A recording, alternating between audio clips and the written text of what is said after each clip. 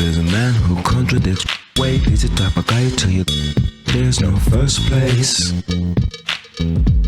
but he's part of a race. Eyes lie, but take a look inside. They mirror the sights you'll see. Hi, I am Nero VG. And one of my all-time favourite films is The Heat of the Night. And that stars one of my all-time favourite actors and human beings, who happens to be Sidney Poitier. And the film's directed by Norman Jewison, and it's based on a novel by John Ball. And the music was actually made by the one and only Quincy Jones. So if you do a little research on Quincy Jones, you'll actually see that he's done a hell of a lot of music, a hell of a lot of stuff. So going back to Sidney Poitier, in the movie, In the Heat of the Night, he plays a very powerful black character, an extremely rare role for its time, considering that the film was made in 1967. And in life, he was a man that said he would never compromise his beliefs, which meant no dressing up as a female, no doing stereotypical black male roles, or reading from scripts that went against his actual beliefs. So the film is an American police procedural crime drama with a twisted murder mystery that's had strong lead and supporting roles from well-known actors of the day, both being Sidney Poitier and Rod Steiger. So briefly, a wealthy industrialist named Philip Colbert moves to Mississippi to build a factory, and he's found dead one morning. And the redneck police chief, called Gillespie, who's played by Rod Steiger, orders his deputies to round up suspects. And in doing so, they pick up a well-dressed black man played by Sidney Poitier, who plays the part of Virgil Tibbs. They pick him up at the train station. Now, the first real conflict happens at the police station when the deputies actually clear Tibbs as a suspect, and then the angry Sheriff Gillespie, confronts Tibbs and says, "Well, you're pretty sure of yourself, ain't you, Virgil? Virgil? That's a funny name for a nigger, to come from Philadelphia. What do they call you there?" And at this point, Tibbs gives that classic intense Sidney Poitier deep stare, and he says, "They call me Mr Tibbs." It's one of my favourite moments in a film. Anyway, it's a moment of magic. And in the second, and likely the most notable conflict, or maybe equally depending, Detective Tibbs slaps Mr Endicott, the wealthy industrialist and key figure in the town, while questioning him. And it goes something like this. Last night, about midnight.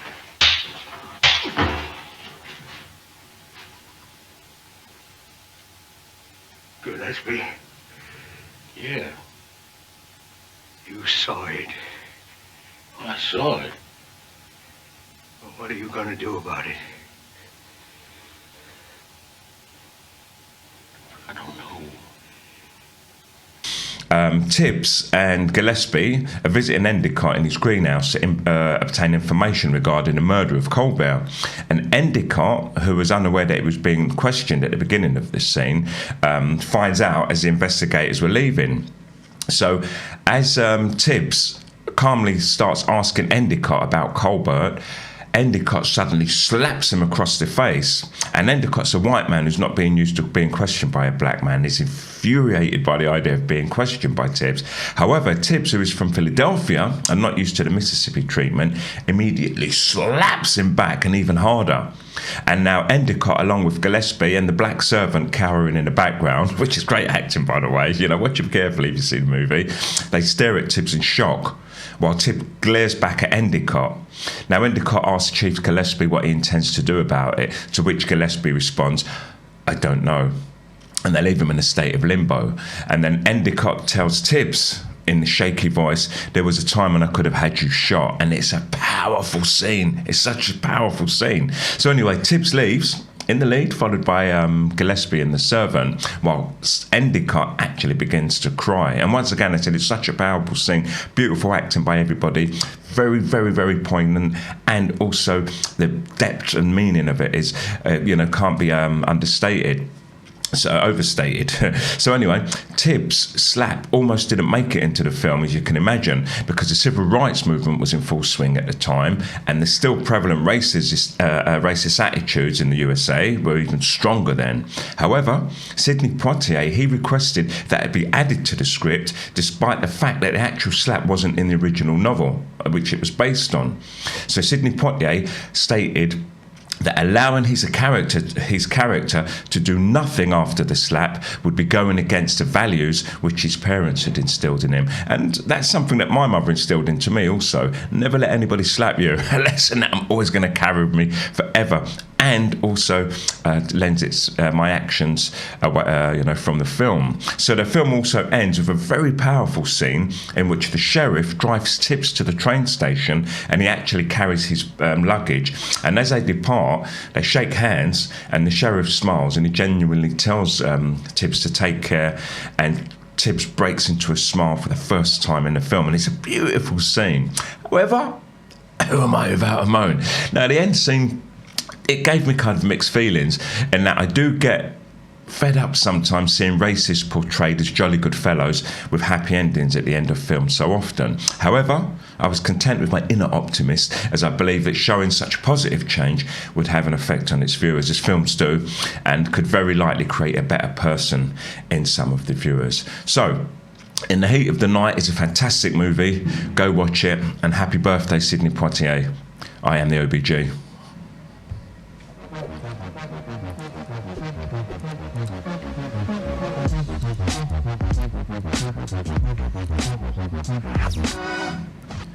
Okay, I just needed to capture a section there for YouTube. Hello, Susha, Martin, Jim, Kai, and Martin.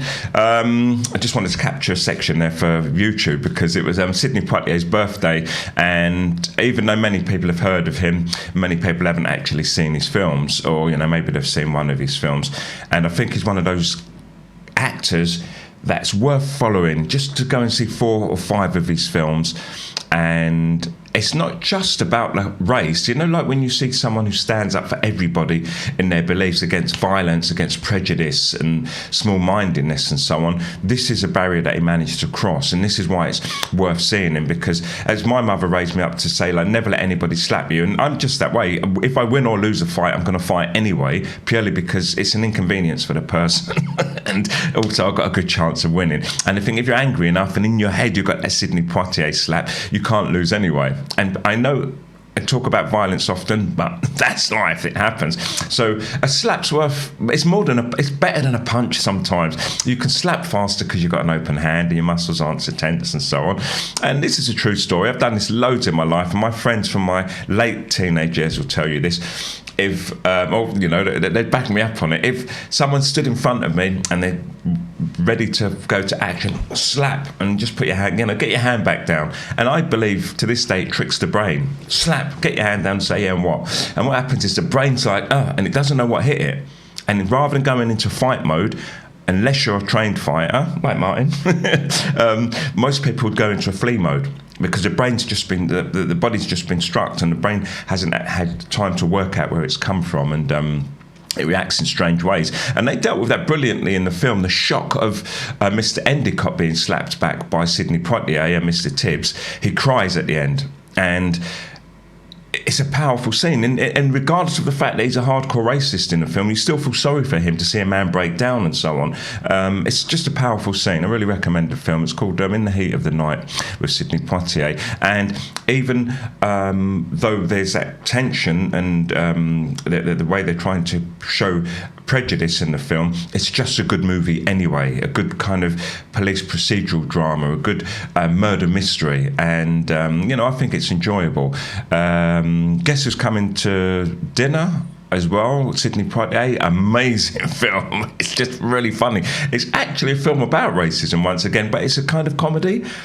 And it's just enjoyable. It's a really beautiful film for its time, done in beautiful Technicolor. The colour of his suits is amazing, and the colour of the mother of his girlfriend's mother and father, the clothes they wear, the fancy clothes, and just that 70s kind of set design. It's a beautiful film to watch. It's very funny as well. It's not slapstick comedy, but it's just a film that will make you laugh. And at the same time, you don't sit there thinking, wow, this is about race relations. The fact that this white woman who's quite oblivious to it brings this black man home, to meet her family and so on. And Sidney Poitier doesn't play it light neither. He still kind of has his real serious persona about him, but it carries across in the film. I can't stress it enough. You've got to see the film. It's called Guess Who's Coming to Dinner.